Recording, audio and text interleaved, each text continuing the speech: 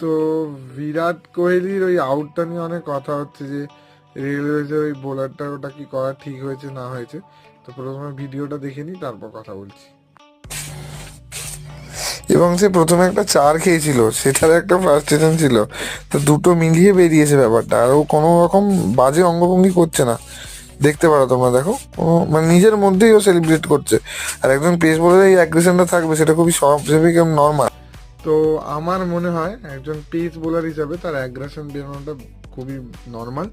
আর সে যাকে আউট করেছে সে একটা বিশ্বমানের ব্যাটসম্যান, তো তার অবশ্যই এটা করা উচিত হয়েছে। কিন্তু সে কোনো রকম অঙ্গভঙ্গি করেনি বিরাট কোহলির দিকে ডাইরেক্টলি, সে নিজের মধ্যে সেলিব্রেট করেছে। তো অ্যাজ এ পেস বোলার আমার মনে হয় ও ঠিকই করেছে। তো বিরাট কোহলির উইকেট পাওয়ার তো এটা বিশাল বড় ব্যাপার, তো করেছে এটা তো নর্মাল খুব।